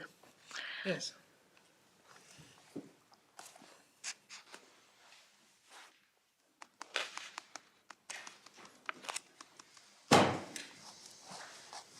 Yes, lady, which really comes back to my point that an ABE interview is not really the equivalent of a statement of an adult. It slightly depends what you mean by best evidence. I mean, if one entertains the hypothesis, which I suppose one must entertain, that sometimes some such allegations might be fabricated, then it may be the best evidence in a different sense, and it may be that if questioned against the background, it might be retracted or might prove to be untenable. I mean, I suppose that's the sort of possibility one's got to entertain when it is flatly denied that there was any abuse. And I mean, in this case, as a matter of interest, as I understand it, she was asked in her first ABE interview why she had made previous allegations which she'd retracted. Yes, and she explained. Yes. That was a complete discussion of that theme, was it? So one could say that's been dealt with thoroughly. She explained why she retracted. Yes. Yeah. I think she was That's 11 at the time. I mean, I noticed in paragraph 26 of your case that you said the strength of the forensic evidence coupled with the medical evidence, those are factors in favour of her account, and the history of C's previous allegations and retractions Yes. is such that it's not necessary or appropriate for her to be drawn directly into the forensic arena. Yes. I.e., what, that they're sufficient to enable a court to decide between two apparently conflicting cases. Well, my lord, a care judge, there is the evidence of the child, and there are the two experts' reports, and then there are a number of lever arch files that contain all of the history and the documentation and the texts and the letters in relation to what she told her friends, what her friends told their mothers, how it got to social services, what the responses of everybody was, the whole history of the thing. And that is part of the evidence that a care judge would look at very closely in terms of consistency. Of course, against the background of being very experienced of these kinds of allegations. And that is something that, my lord, there is a lot less of in the criminal courts. The criminal courts is much more focused on the specific allegations. But the local authority in a case like this would be relying on all of that. And we have to take into account, of course, the fact that she has made an allegation that she has then retracted. But that is very much part of the historical background of this case that we would expect a care judge to look at in great detail, yes. And then, of course, in this particular case, there is the forensic evidence. So the evidence of the child directly via the ABE interview is only a part of it. And then Yes. the stepfather will have his account before Yes. the judge, which will be cross-examined. Yes, and of course, in particular in relation to the retraction, and of course it would have been open to the father, had he so wished, to call to cross-examine all those people to whom the child made previous statements, or wrote letters or sent text, or who have made statements saying what this child has said to them, to cross-examine those, and indeed to cross-examine social services and the police in respect of the Section 47 investigation and the vulnerable witness interview, the staff at the school. All these people could be cross-examined if the father so chose. I mean, Mr. Davis, your paragraph 15, which sets out what Lord Justice Wilson said in Re P, I mean that rather sort of worries me. There it is, if you don't call the child, well then, I mean, whether cross-examination does or doesn't actually tend to serve a purpose, I mean, you actually have to direct yourself. Well, frankly, we can't give this evidence the same sort of weight. Now, in a case like this, where on the face of it, it's the make or break evidence, the forensic evidence, the scientific evidence. I mean, as Mr. he rightly said, I mean, is not totally independent. So of course, it's not going to carry the day. I mean, either the child is telling the truth or the child's a liar. And if it fatally weakens the case, I mean, then there could be catastrophic results. You could get the child not carrying the day in care proceedings with all the consequences of that, quite possibly a dropped criminal prosecution on the foot of it, and the child's never had its word actually heard in testing in court in cross-examination. My Lord, no, my Lord does have its words heard in court, of course, by the interview. Well, it's had it heard by the ABE. Oh, I follow that absolutely, but Yes. But I mean, if the child was there and aware of what was happening, she's told, well, because you're not actually giving evidence in court, because the principle that you generally don't, your evidence may be fatally weakened, and you may find that your siblings return to a father when otherwise they wouldn't have done. Yes, and in those circumstances, many children would then say, well, in that case, I'll give evidence. Much as I don't want to, I will give evidence to protect my little brothers and sisters. But this and child's maybe not getting the option. and maybe traumatised as a result. Sorry? And maybe traumatised as a result. And that is why the local authority exercises it's parental responsibility to make that decision for the child in the light of the current law. My Lord, there is no satisfactory answer, if I can put it that way, in the sense that there is no obvious and perfect solution to the difficulties in testing a child's evidence without running the risk of traumatising the child. This is a balance between two unsatisfactory solutions. It is the case, isn't it, that the local authority changed its position? Yes, they did. Quite definitely. They did. They did indeed. They changed their position when they obtained the forensic evidence. That strengthened their case to the point. And you say that was the decisive Yes, point in the change of attitude? yes. The local authority received the police evidence, which included the forensic evidence, wasn't it? Well, I had thought that the judge brought this up of her own motion, and it was at that point that the local authority changed its stance. Yes, because by that time the police evidence had been received. It can be quite a difficult and lengthy process to get police evidence in care proceedings. So it In just theory, happened that those two Yes. events coincided. Yes, I think that's not frankly satisfactory. I mean, that suggests that the local authority changed its stance because it thought that it had an overwhelming case. Is that... Doesn't sit very easily with what the Guardian says at paragraph 22 at page 6.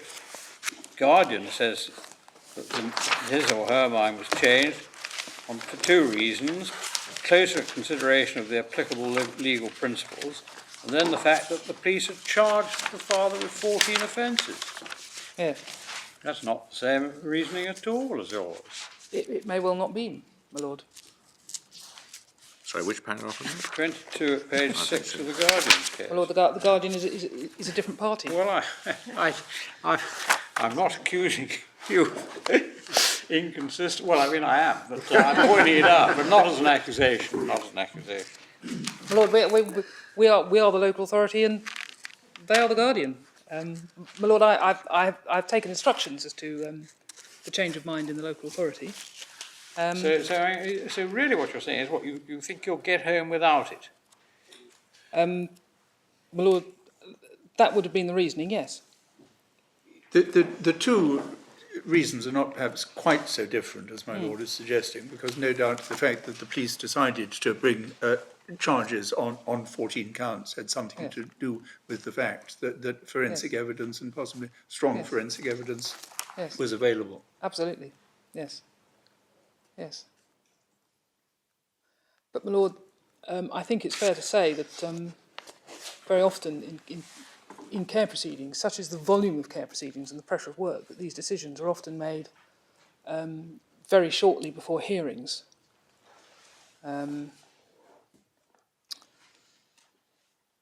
But I don't actually know, without taking instructions, how shortly before the directions hearing it was that the police evidence was received. But it may have been quite shortly before. Received on the Friday and the hearing was on Monday. Yes, I'm told that all the police evidence was received by the local authority, which was about 3 Livre Roche files, for a hearing on Monday, for a directions hearing on Monday. So it was received on the Friday for the hearing on Monday. And perhaps the more interesting question is why, given how infinitely rare it is to call one of these children, why did you originally decide you would? My lord, that I have to say is an unusual decision, and it's not one, I confess, on which I have taken instructions.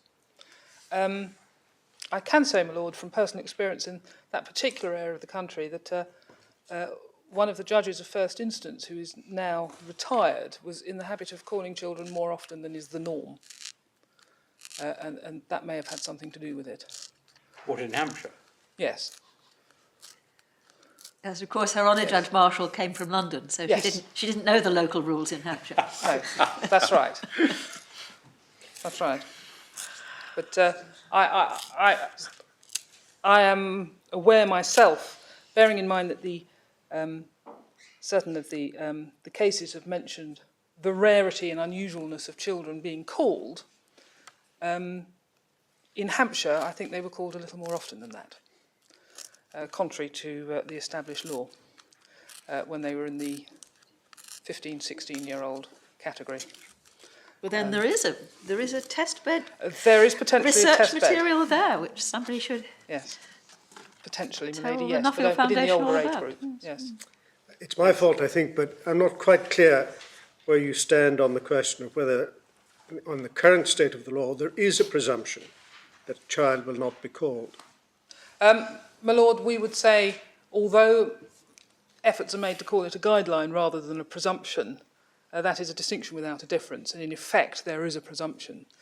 And that if it were to be the case currently that one were to say there is no presumption, there is a level playing field, the first item to fall to be considered under the level playing field would be current received wisdom from research is that it is potentially traumatic and harmful for children. Well, if there is a presumption, should it be applied in a case where a child, unlike the child in this case, who says that she's willing to give evidence, where a child says, I want to give evidence, should the presumption be applied? My Lord, yes. This is the essence of exercising parental responsibility for children, is that they do not always necessarily know what is in their best interests. A child may be highly motivated to give evidence and have no real understanding of the effect that that could have on the child. Obviously, it is something that would be taken into account. So that very similar to residence and contact proceedings. A child says, I want to live with my father, or I want to live with my mother. You take that into account, but you don't make the decision based on it. And is there a body of evidence which tells the views of children who haven't been able to give evidence and whose accusation has not therefore been accepted? Not that I'm aware of, and indeed that would be a body of evidence that would be most interesting. And it wouldn't surprise me if there weren't a body of teenagers in particular who felt quite strongly about the matter. But should there not be a body of contemporaneous, Yes. relevant evidence Yes. before a presumption is erected against any party? My Lord, the presumption that there is at the moment is based on the evidence that we have at the moment. I would argue that before one changes that presumption, there should be a fresh body of evidence.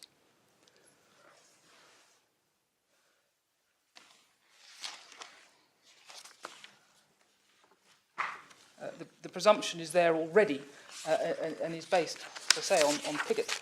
And the long experience of the wardship jurisdiction and subsequently the family jurisdiction as to on children, on how children function, the effect these matters have on children, the effects of being in care, of being in conflict with your family.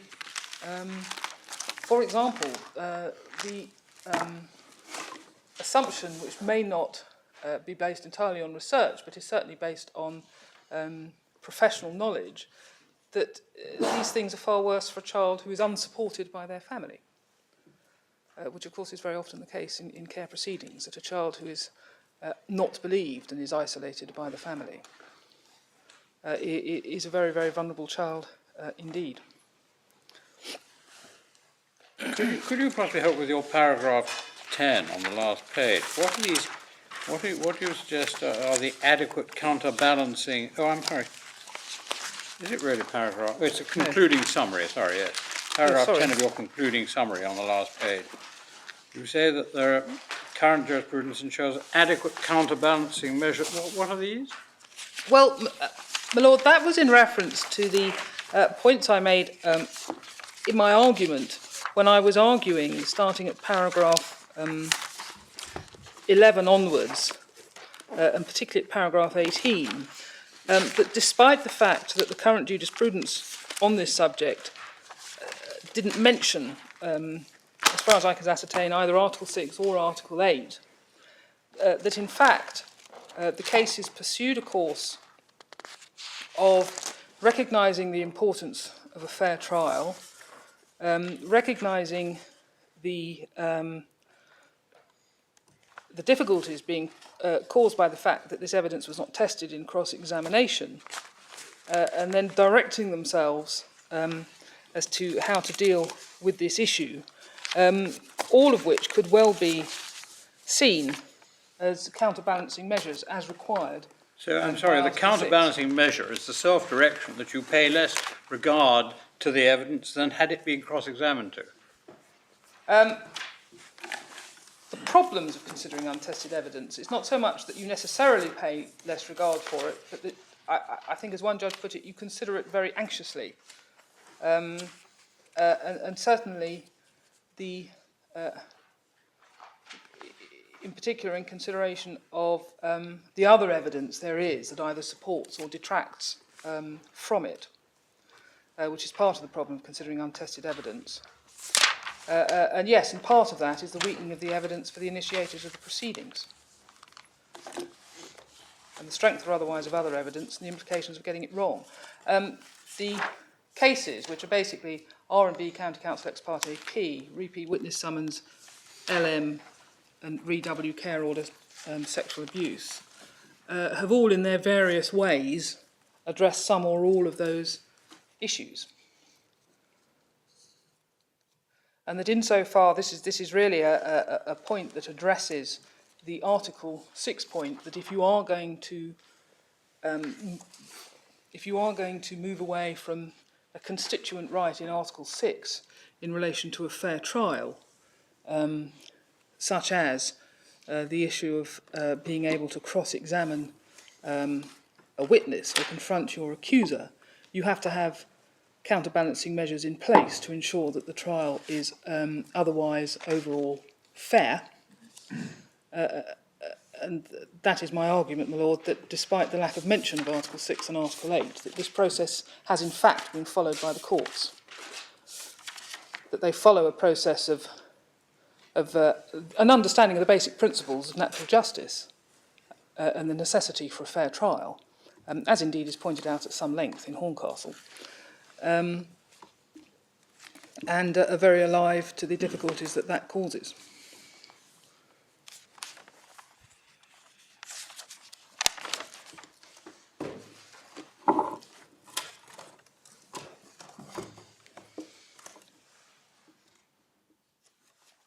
I'm sorry to be tiresome, but I mean, you mentioned Horncastle, but I mean, the one thing we can be sure about is that if this was a Horncastle case, a criminal case, this child would be called. I mean, this wouldn't be a case for admitting hearsay without the child being called. No, that's right.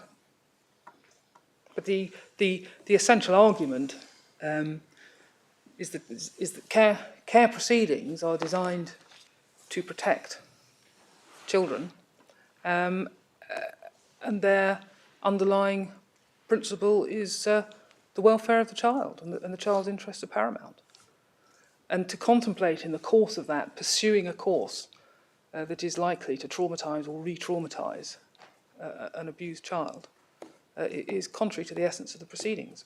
And therefore, the courts have found, in various ways, ways of avoiding to do that, while still attempting to achieve a fair trial.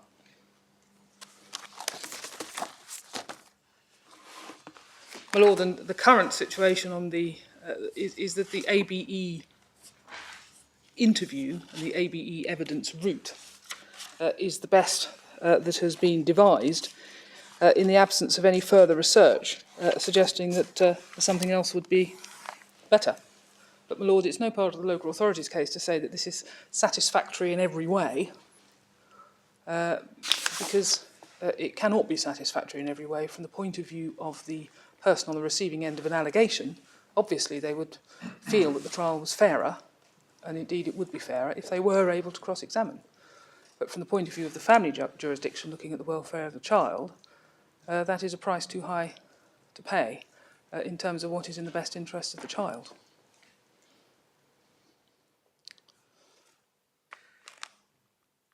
And if the proceedings fail because the child wasn't cross-examined, she too would think it would have been fairer to have given her a chance to. This is a very anxious question, isn't it? It is. Because on the one hand, Mr. Geeky says, and strikes me as being possibly more likely to be correct, that although the judge will warn herself time and again, of what she might do about the fact that it's hearsay, there is actually a hidden bias towards accepting it. some of the very reasons that my lord is putting forward, so that it may be more likely that the problem that he's putting forward is probably not very common. But of course that would be part of the complaint that Mr. Geekie is making. Am I making myself plain? There aren't a lot of judges who throw out a care case on the basis that they didn't hear direct evidence from the child. No, my lady, but there are judges who throw out a care case on the basis that the ABE interview does not disclose or satisfactorily disclose in the light of all the other evidence and the explanation of the... Sorry, you're whispering again. Sorry, I beg your pardon, my lord. There are judges who will throw out care cases on the basis that the ABE evidence does not satisfactorily disclose in the light of the other evidence and the evidence of the alleged perpetrator abuse. That certainly happens. But sometimes ABE interviews, what is described is somewhat inchoate or is capable of an alternative explanation, or other evidence discloses that the child may well have a motive. So it doesn't, the ABE interview doesn't inevitably result in a finding. No, of course not. And indeed, of course, I suppose one could equally argue that in criminal proceedings, that a determined child who, for whatever reasons, proposed to stick by allegations that were false is unlikely, perhaps, with the softer kind of cross-examination style used for children, to change her evidence. There will be miscarriage of justice in the criminal courts equally well, or equally badly, perhaps, if I can put it that way, my lord. And what happens in a case like this if stepfather says, well, actually, the child did have a motive for lying, and it's this. I mean, does he have to disclose his hand in advance of the care proceedings? Yes, he does. He does. My lord, yes. In care proceedings, there is a positive obligation on all parties to provide their evidence. Yeah, I see. The parents cannot sit back and say to the local authority, "Will you prove it?" And so if in this sort of situation, the stepfather said, well, the child had a motive, does somebody then go and put the motive to the child and say, what do you say about this? How does that work? That isn't usually done, my lord. It isn't? No. I mean, was Charlotte's full sister mentioned at all in the ABE interview? Can you remember? She was mentioned by Charlotte, but bear with me one moment. I don't think it was. But it wasn't in the... Yes, the reason before. That's right, yes. In this particular case, because there had been a previous allegation that had been retracted, and because the child gave an explanation as to that previous allegation and its retraction, which involved the explanation about being jealous of the other sister, then yes, it was mentioned in that context. But it would not normally be the case, no, that if a child gives an ABE interview and the father is subsequently interviewed or subsequently files a statement saying, well, this is the explanation for it, that isn't usually taken back and shown to the child, who then gives a further interview. I think one of the suggestions in Pigott that wasn't implemented was that very process should happen even in criminal proceedings, in the sense that you do an ABE interview of the child, you show it to the defence, he says what he has to say about it, and his counsel then questions the child in a subsequent interview. That whole process taking place in the first few weeks, and the child's job is then finished, and you then have both examination and cross-examination. But that has never been implemented. There actually is provision for it also Yes. in the more recent legislation. Yes, but as I understand it, that has certainly what we were told in Camberwell was that that has not yet been implemented. Yeah. It's not going to be. Yes.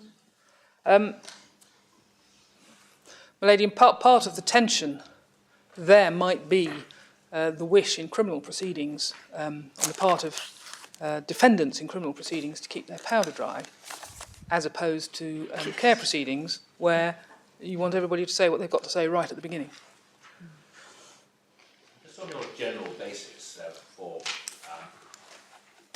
approaching these cases, the Piggott approach and a general belief that there is a real risk of traumatisation, that isn't actually really consistent with, for example, LM itself. At tab 4 in paragraph 51, there is in fact a recognition by Lord Dame Janet Smith that there's a danger of psychological harm, but she says, in the absence of evidence, I cannot assess the gravity of that danger. I can only place limited reliance on the judge's impression of L. He seemed to regard her as fairly robust, but in my view, that is not a satisfactory basis on which to conclude that there will be no psychological harm. She seemed to think it's all a matter of the particular case, didn't she, there? Lord, in other words, it's not a sort of general conclusive assumption. My Lord, the presumption is that it is normally not done based on the Piggott approach, which is that it is likely to. But that does not enable, as is the way of scientific statistics, it doesn't enable you to point at any one child and say that child will definitely be harmed or that child will definitely not be harmed. Where it is argued that there is a particular justification, there is then another argument to be had about the extent to which the presumption is rebuttable in the case of this particular child. And my Lord, that is what is going on, we would say, here. The judge does say there is a danger it will cause psychological harm. In the absence of evidence, I cannot assess the gravity of that danger. So whatever it was, I mean, it was overridden on the circumstances of that case. Of that particular case, yes. Where there was a huge lacuna in the evidence, where the mother had retracted and said, well, I put the child up to it, and nobody knew. They got to virtually the door of the court with nobody knowing what the child said. It would certainly have been a case for seeking another ABE interview had there been time. But there is another matter which my Lords who have not practised in the family jurisdiction may not be aware of, that although they are called joint investigations when the police and social services investigate jointly, which results in an ABE interview, in practice it is very much the police who call the shots. And if the police decide that for whatever reason that they're not going to do an ABE interview, the local authority can be left hanging. This particular case is unusual, that it was put to the judge that the local authority are also ABE trained, and that if the judge were to express herself in certain terms, the police might be persuaded to lend the local authority their facilities, because it's the police who have the facilities for conducting the interviews. And in that particular case, the judge did so express herself, and the police did, but that is unusual. And had the police said no, the local authority are not usually in the position to conduct ABE interviews by themselves. Would that be a convenient moment, or is there something else you want to say to us? Sorry, my Lord, I'm sorry, I was just digressing there, but looking again at the point raised, my Lord, about this particular judge in this particular case trying to see if there was a justification for departing from the norm. If I can also refer you, my Lord, to paragraph 41, where it said in terms, in my judgment, there's no reason to say the law has moved on since that guidance was given. That guidance was based upon the results of research into the ill effect on children of giving evidence in cases of abuse. There was no evidence before us and none before the judge to suggest that this research has been invalidated. The mere fact that the child does not now have to stand in the witness box is an advance, but it does not seem to me to go to the heart of the problem, which is the psychological effect on the child of having to talk about the abuse and having the account challenged as untrue.